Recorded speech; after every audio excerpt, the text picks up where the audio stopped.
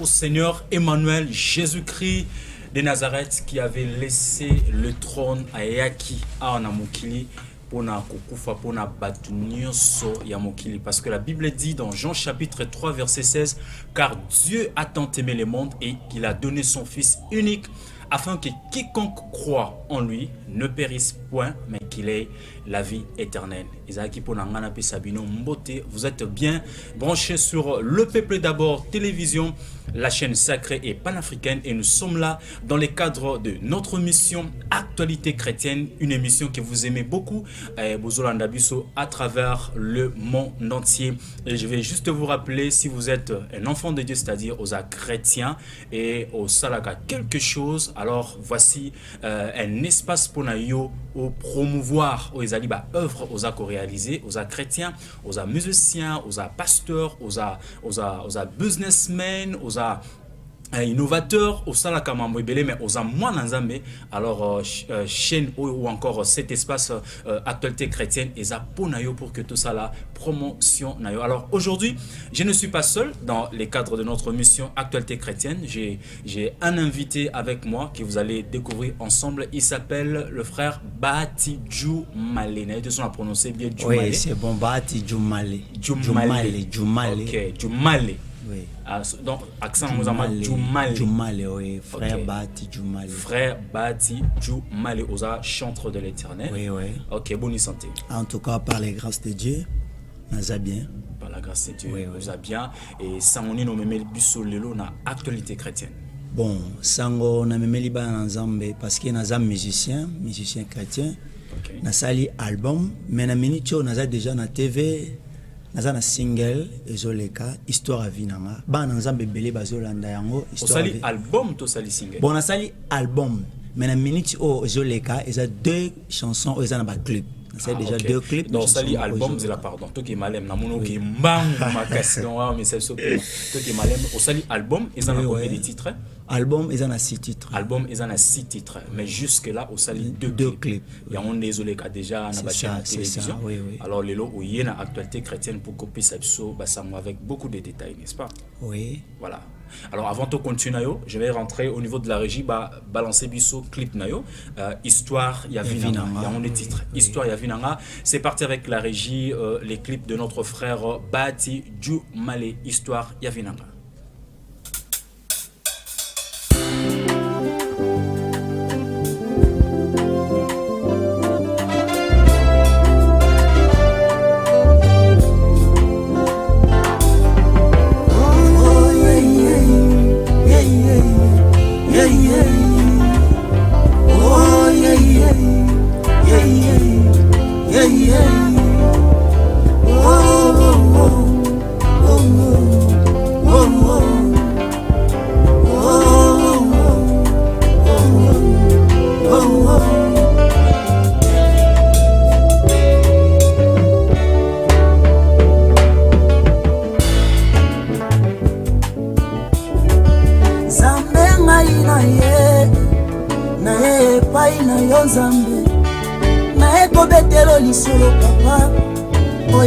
Sanga pasi soki na beteli mama to papa nanga na kozana nga solution te na ekobetelo nzamba lola ye wete yondo kelanga pourquoi vinanga pasi pourquoi vinanga kolela lela pourquoi vinanga pasi pourquoi vinanga kolela lela na somerite violente na somerite violente oeza vinanga iye oeza vinanga te nzambe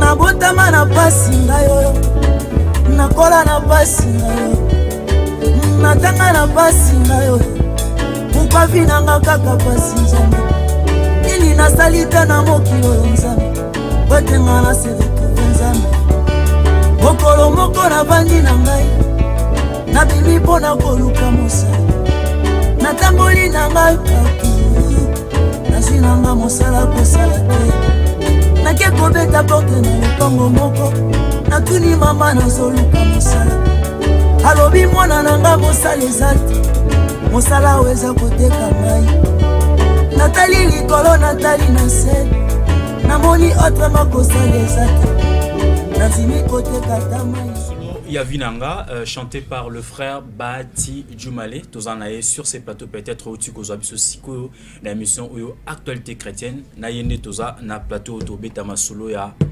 Histoire Yavinanga. Ah, frère Bati. Oui, papa. Dans la nuit, on a début lobby, oui, qu'on bête la nzambe li solo. Mais ma mignon s'auto vivant, nzambe est bané déjà. Si yo s'ko bête le solo ce point. Ba bête ya mtu li solo, mtu a yébité. Mais mtu a yébi déjà. Ozo bête le solo pourquoi? Bon, papa na ngayo ndenge ozana histoire vie na yo. Mutu nyonso na vie azana histoire. En tout cas, so natali esika nzamba lokotinga na ye mizembo parce que fona natali sa eza ba misusu pe ba vivre. Te, ngai question ngeza boy parce que yo lobby ouye ko betela nzambe li solo. C'est ça ce que tu as dit na nzembo non na début. Et en question ngeza li nzambe si ayebi na yema nyonso parce que vina biso avant to botama tinenge to botami tinenge to rolongwa pe mukili nzambe yebi histoire tout. Pourquoi so yo betela muto si ayebi na ye? Bon, le problème c'est quoi ezanini? Omoni mambo nzamba salelinga parce que on est déjà histoire avinanga.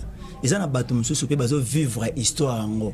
Ozo mon oba komi le rôle ngabwe pour dire que on a ba kena nzambe ne otali so vinanga pourquoi vinanga passi? Pourquoi vinanga eza kolela lela? Oui, c'est bien parce que batuma pe quelqu'un plutôt baza bazo vivre pe vie oyo. Yango na otali ça bango ke bo de to désespérité. On côté en détail donc on va comprendre. Oui, parce c'est au ça quand net ko bete la nzambe mais en réalité c'est ça. Ba comprendre vie oyo parce que eza vie moko na moment eza ba nzambe belé to sambela. Nazo ko tali sa ba nzambe belé to sambela mto za na kaonga pe na zalaki na ngona oyebisa yo ko désespérité pesa ka confiance na nzambe. Yo mto na problème moko lelo ba para bazate lelo ba to souffrir lelo yo zonyo ko mona ebiso eza na papa moko eza papa orphelin les nzamba lola frère Bati oui pasteur non na pasteur c'est na mona on a monsieur na temo wando té ya déjà donc OK alors tokota mama mukina nzembo nzembo yembi histoire ya vinanga eza vraiment histoire ya vina yoto ya mutu moko sko yo yembi pour présenter le papa non eza histoire vraie ce qui n'a zabo ezaka nzambe parce que na confiance à bata mokili ceux na confiance même ya maman et papa metam sur le nazate en tout cas na leki na bare na leki na zaki na difficulté mingi panzango parce que na leki na ba détail parce que na sala ka accident ba tutinga na koti mama yemo na betu un peu 5 mois na mama yemo oui avant mais au sala accident na nini bon je crois c'est accident en 2001 2002 que parce que 2001 na kolo basaki na accident on doit voyager dans nzela mai wana riska ki na mai na riska ki na kwa ki ne balé en tout cas nzambe kaka yon no loba ce qui nzambe te mena za invité na kwa ne balé wala bondo kendo api je crois tondo ke ba côté à Mandaka to ke ba côté lisala kuna tondo voyage sur quoi ina niveau nini parce que ma ouais bien c'est ça oui otoninga bien na ko expliquer yo masu esemaki na libongo masu etemi na libongo donc masu etele makana libongo batiaka mwa libaya ngasiko nazoki bwatu na sima na simbi bwatu pona katisa en tout cas moi mai mbonge yake beti mai baloli bwatu ngana koyi batu baganga en tout cas ezaki vraiment tenzambe kaka en tout cas eza nzambe donc koyi na mai menzamba salaki grâce elle se retrouver ba pêcheur bat bazaki ba edenga na se retrouver na mokili on a premier épisode deuxième 2002 eko komelanga kana Kinshasa na saki accident na mutuka ka vinde na ba vie a passi parce que na bandai ko sala eloro mo se na bien na teka mai na sofa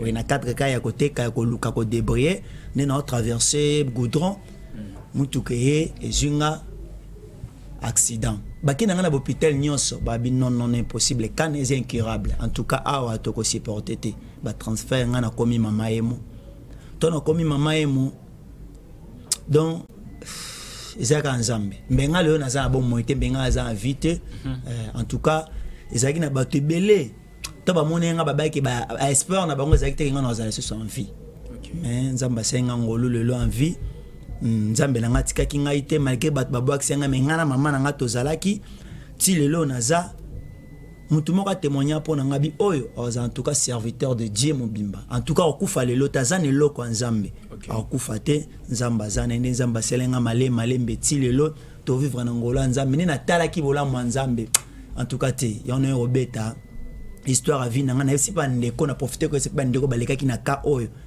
parce que mingi lelo yo bakufa mingi to za même accident bakufa msupe même na mbete hôpital ozali na bango yo boyo msusu bazate bakenda mais nzamba permettre que asen ngangolu ne ko comprendre pe dongo lelo na kompe musicien mosali na ye ya pe na mbi nzembo nazo ko édifier ba ndeko nanga oyo baleki na ka des akamo vraiment pe sanga pasi mais na yembi boye na yembi teke parce que bato mususu ba mutu mususu ko yemba ne boye ma alekane ya vie wana te mais ngama ona yembi za vraiment vie na ngana leka mana pasi vie na ngana pasi bato basekanga bacholanga ba emilianga mais na ngolo nzambe lelo yango mwenga na yembi nzembo wana adoration na vie na ngai voilà tozon asuna régito kango susumuke parce que tozon na actualité chrétienne tout ça la vraiment promotion ya ba œuvre ya ba nzambe on va rentrer au niveau de la régie pour nous donner encore ce morceau histoire ya vinanga avec le frère Bati Dju Malé. C'est parti. Wete na suma ya vinangai azimi kote katamai wete na suma ibota ngai mokolo moko na ke kote kamai nango nazo traverser goudron motuka ye kotuta ngai ameminga na bokitale nyonso balobi oyo ezaka na biso te make na nga na mama ye moi mokolo moko na kote pa docteur wete ya konsulte ngai namoni docteur abimisi ngai abengi mama na ngai alobi ka ya mwana na yo eza nango incurable esengeli bakata ye lokolo namoni mama bimi abanzi kolela natuni mama ozolela nini alobi mwana nanga Bati alobi ka na ye eza incurable esengeli bakata yo kolo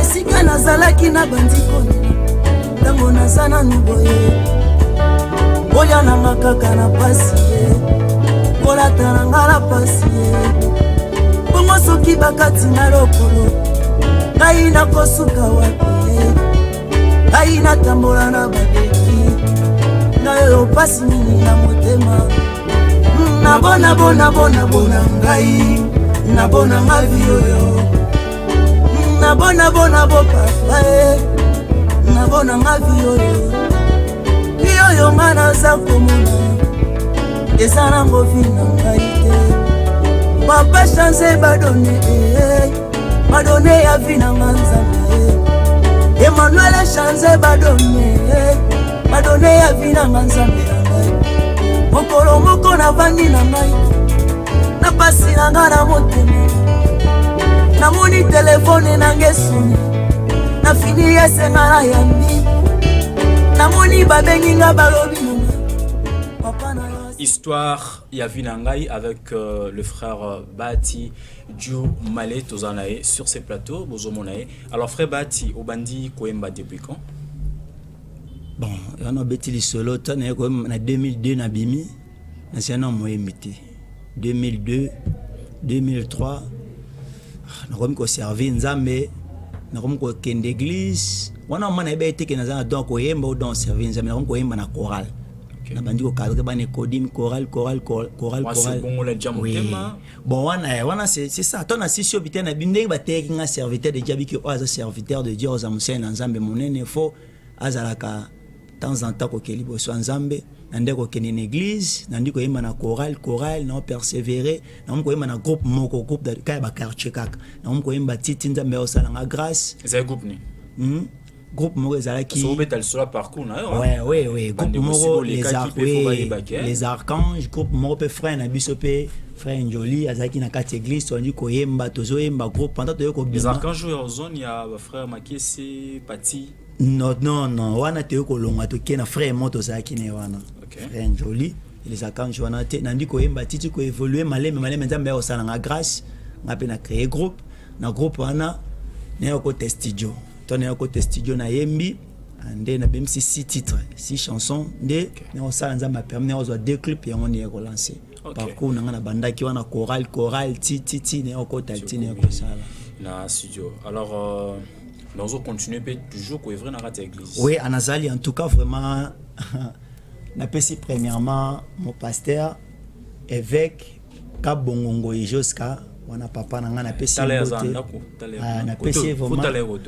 vraiment beauté évêque Kabongongo et Joska les 4 messagers apôtre Daniel Musumbu Kofi n'apprécie bino beauté en tout cas mon union c'est les 4 messagers bien so bozo landanga moi na bino yeyo bande konyo so église le messager mon na bino yeyo frère Bahati Jumale en tout cas to soutenir musala yango nzamba ko pambola bino frère Bahati Jumale moi na ndako yeyo na pesi tout le monde ba messager nyonso vraiment mbote famille Jumale nyonso poser la question de l'église yo bano donc OK alors nous sommes là toujours avec notre frère Bahati Jumale mais je voulais aussi annoncer à tous les musiciens chrétiens boza surtout bandeko boza na Kinshasa je voulais vous annoncer illustrer biso ces logos il y a un grand studio Esprit Musique c'est un très grand studio au Ezoya, un très grand studio au Ezoya à Kinshasa. Hier, j'avais parlé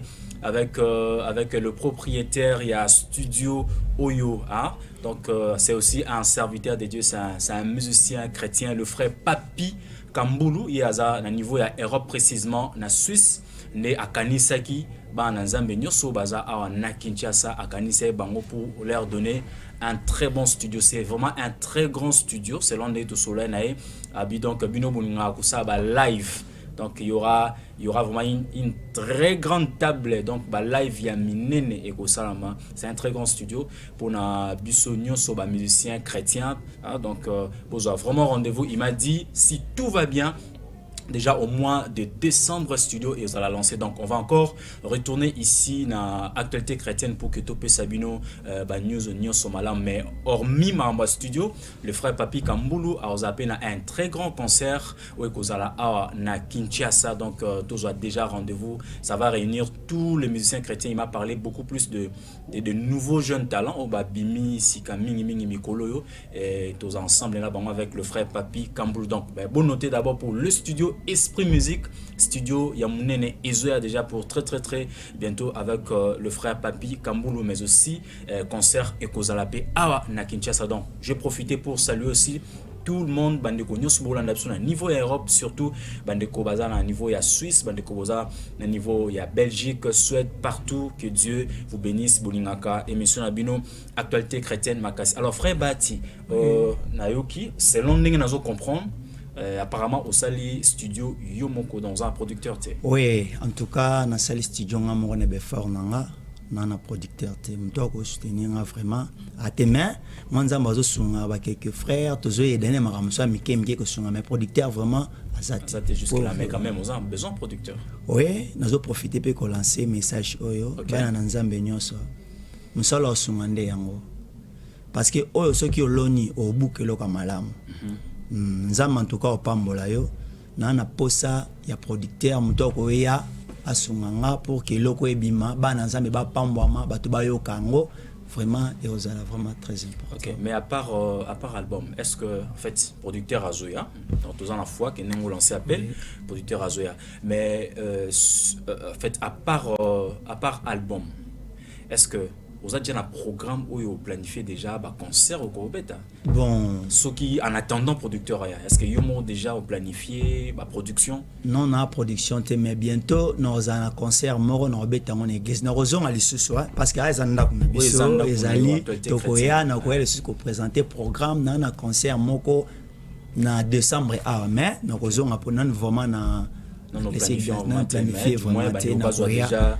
5 ans producteur ba suite même pas un concert na yo on a poso benga frère Bahati on a une activité moro quelconque on a poso benga satoya toza boso mtenga bengi sayo caché na weza en tout cas on va cacher na ndezo bomba parce que to ça nom ça nzambe ebi ke bolubara to ça nom ça nzambe tango ke ba biso si soyemba frère nzamba pambola yo. Oh, pasteur Anabing si biso. Bon, le problème c'est quoi zanine? Moi musalo to sala, moto apesi. Ezana bato belé ba ça so to comprendre dans premier temps senga ba cacheté. Ex nzambo apesi biso no paiement. Apesi biso nyon ça senga biso caché combien? asenga biso loko to monte le problème c'est quoi zani to comprendre ka tongo bengisi mutu hein et alors la mutu par exemple papa na bengisi yena ndako nanga quand même naza mutu na royambo pe quand même moi ji moni na rotiko boete tongo yo bengisi mutu na royana ba musicien et senga moi transport et senga moi nini wana ko lo ba cachete on a volonté na yo ko ça qui non na bengisi bato abokanisi libiso to to ko soutenir to ko beta pona bana nzambe ba pambwama en tout cas tous na mana caché nante na reposo question mo boy problème te ce question ça tous ya moi pas si on répondre non répondre je suis là non répondre ba rozumele bisolo latina kingo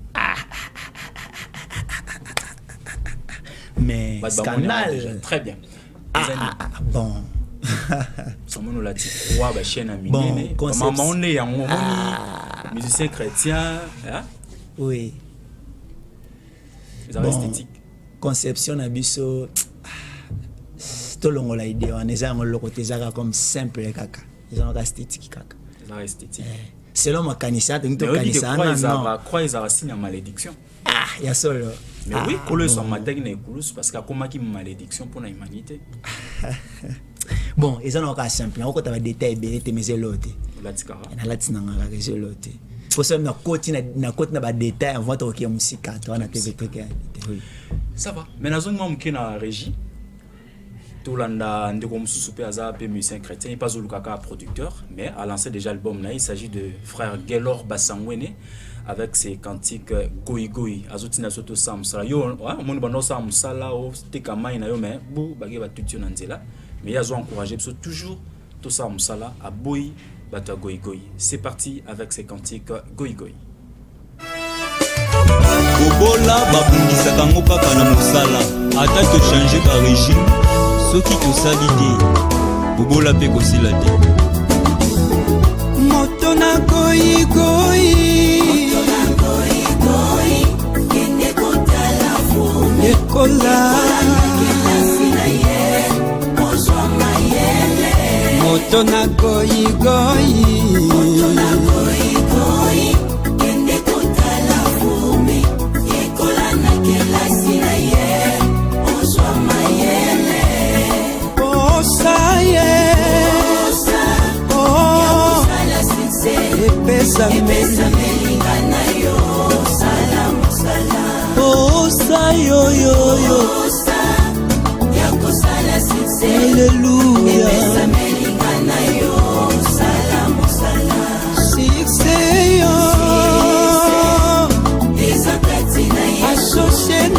Yesu na nyoso salamu salamu sikse yo yo yo ezakati na Yesu asose Yesu na nyoso salamu salamu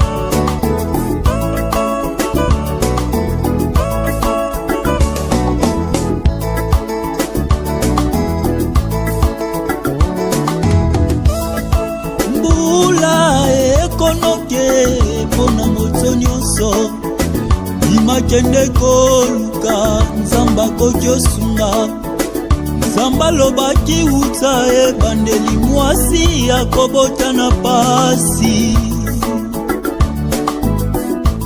mobali akolia na moto na Goi Goi avec le frère Gelor Basangwene. L'album est déjà disponible, je crois, Namiko Lezoya, Topé Sabno sous ma précision, mais sur ces plateaux, je suis avec le frère Bati Djou Malé, il est pas un artiste musicien chrétien, AMB Histoire Yavinanga. Alors, titre ya album, il y a un nzembo oyoto titre album non, titre album, mais ça Nazan Eloko Nzambe. Nazan Eloko Nzambe.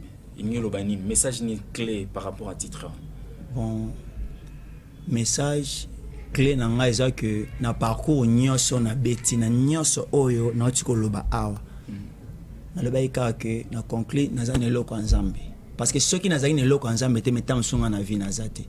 So nazana eloko nzambe te metam sur le lot pe na ko za pe ten ko leka na émission te. Mais loko na leki c'est que nazaki na eloko nzambe. Eloko nzambe kat nanga yango moni ki lele se manifester et bimi pe na miso ya batu. Très bien. Yango se manifester et bimi pe na miso ya batu. Donc mais quand même avant ko banda koyemba uzala pe na vie passer dans le pays une vie oui, sale. Oui, on est causant. Non, parce que Moutounio so Zamba tika lola aina mukile ya kufela ka bata masumu no. Oui. Pour le loto benga malelo ba chrétien. C'est que to le kana makambo moko boy quelqu'un qui on le poto comme na niveau boy. En tout cas, na le cas na vino ba tio so ba le kana nango. Nzamba benga ngate na le kana via loyenge via ko permettre te mais le loyo de que na comme que c'est servi Dieu en tout cas nyoso aneza musika. Mais frère Bati, oui que tu belé ba vraiment ko reprocher ba musiciens chrétiens ou encore d'une manière générale ba nzambe ba bi ba nzambe ni ko lela surtout ba nzembo mikolo za ba nzembo ko lela ngai passer ngai pourquoi est-ce que vie chrétienne ezara vie à lela tu es appelé vie c'est quand même pourquoi toujours ba nzembo ezara mama lela so landi même ba nzembo nga nyoso na beti car oyo nde muteza histoire vina même mususu omona ke na okomisa nzambe mususu omona ke nazana esengo pour dire que tokoloba tozana ba musicien chrétien na ba chrétien musicien parce que différence ces années non ebisayo parce que eza musicien mususu aneka ka musicien pardon musicien mususu a musicien chrétien mais musicien mususu premièrement za chrétien musicien pourquoi ena mutu mususu azoyemba neka ayemba neka nzambe komba nzambe ma réalité bon nzambe zati de obete loko pona bi question na bete loko bana nzambe ko yokelanga ma na créer mo lo mobo ma réalité sambela anete mais musicien chrétien musicien plutôt ça mutu mo premièrement ko banga no nzambe zakat nae ozomo yo mo loko to lo bara que même dans le domaine ba pasteur même dans tous les domaines ba faux ba koti ba ko bebisa ba vrai moi ba yeba na ezate ozomo o ma ba servir nzambe vrai ba zo yeba na te parce que ba fonde ba mo ko dominer sur neni ko détecter faux na vrai bon même Bible la musique chrétienne d'un to détecter que oyo aza chrétien musicien oyo aza musicien chrétien pour détecter bondé même Bible le baki yango na Matthieu même Bible le yango to ba bonne ba fruit na bango ezala ma pasteur d'une manière pratique lelo na musique chrétienne pour to ba yo aza faux ou aza vrai tozoye ba bango na misala na bango parce que na misala pourquoi parce que un musicien tant bien c'est premièrement au talaye na makambo salam nous sommes à l'église il y a keneka na kena skera na sina beta na musique na bimananga pour ne ko sambela pardon to que d'une manière pratique au but ba wana misa na bon lelo hein to parler à musique chrétienne lelo oui misa ya liboso OK premièrement liboso ba musique chrétienne mingi selon nous to yo ka pas ba ninge ba imaginer biso premièrement ba yo ka parole de Dieu. Premièrement parole de Dieu pana bango d'autant akenda be mi bengi maestro ngaza so ya yembi beke mate ba do yepone aza maestro premièrement le liboso ngwana deuxièmement na kota deuxièmement ezaki na yebe belé au mona azo surtout bango o bato asima ba instrument bango nyonso azo banga nzambe mais vie impudicité katina eza makasi frère Bati vivre mais ko banga nzambe zate le problème na instrumentiste donc instrumentiste nyonso beta église mingi non nyonso te nyonso na lobi non tout ça musicien chrétien ba chrétien musicien le problème c'est quoi na loba en tout cas na ye na ngate faut ça la vérité parce que comportement ça ba hypocrite tout le problème c'est quoi eza nini eloko ebo mabana nzambe to ba hypocrite mingi ozomo na kati ya musala nzambe to tika ba aventure ozomo to sala maka parce que bana nzambe belé surtout mingi bato ba beta ya sima bazo embela nzambe meko bongo pourquoi yozo insister ka bato ba beta sima na lobi na yebi réalité ya ba maestro surtout bato mbe pona nga na maestro te nga na boya maestro premièrement na ka adorateur na adorer nzambe premièrement na maestro te parce que moi ya maestro ne finisi ba musicien belé OK donc finisi c'est ça donc moi yango na e fingi mtumoka bimineka na sima lobaki nga za maestro otali ma vie spirituelle aye wana kuna lobio aye kuna aye ba fingi sabato tozonga ba fingi sabato babeta so nzembo na yo histoire ya vie na nga to bandi ko chiter malembe pour que to clôturer na émission na biso mokona lo ya actualité chrétienne. C'est parti avec la régie. Na mona ngango bavanti na kanisa ki poisson d'avril tango vraiment nga moko na ke ko papa na masili ko kufa papa nanga kotina mope papa nanga kene tatolo nalela papa to pasi ngai moto ya bandaki kopesa ma conseil mwana nanga kotika nzambe te mwana nanga kanga bana nzambe lelo papa nanga sili kokufa lelo papa nanga kekaki nabona papa nabona nga vio nabona nzambe na ngai nabona nga vio nga naza komona eza nango vi na ngai te papa chance badone ya vi nanga nzambe Elohim chance badone ya Vinanga avec le frère Bati Djoumale. Tous années na plateau yo tokomi pratiquement na fin ya émission na biso ya mokona lelo actualité chrétienne. Il a chanté Histoire ya Vinanga. Mais à part Histoire ya Vinanga, les 5 autres nzembo, eza nini à part Histoire ya Vinanga. Histoire ya Vinanga, nazana kumama. OK. Nazana identité. OK. Nazana kumama, nazana identité, nazana eloko nzambe, na vanité de vanité. Et ba chanson ezali. OK. Alors to komi pratiquement na fin ya émission nous sommes konalelo. Message nous groupe c'est Souka là-bas nzambe pour na émission. Na profiter pe na pesa numéro. Exactement. Ouais. Donc petit message Souka et puis numéro comment ba ko contacter yo même adresse ici ka ou ça la répétition. Voilà. Na pesi bana nzambe nyonso mbote. Ba téléspectateurs nyonso o ba olandanga vraiment na pesi bino mbote nzamba pambola bino. Et là quand on loba yo mtu ana mbeto hôpital ko désespéré te. Yo mtu ana makambo ko elekeli yo ko désespéré te. Pesa confiance na nzambe. Nzamba ko pangoso pinjoli. Ko pesa confiance na mokilité. Mais pesa confiance na mutu parce que mutu azaka mutu. Mais nzambe so pesi confiance na ye bien aimé. Nzamba lokota to bana na lipapa nzamba otombola yo. Azwa même David na kati ya forêt. Inda memeti na palais royal. Azwa même Mephibosheth na kati ya lo débat.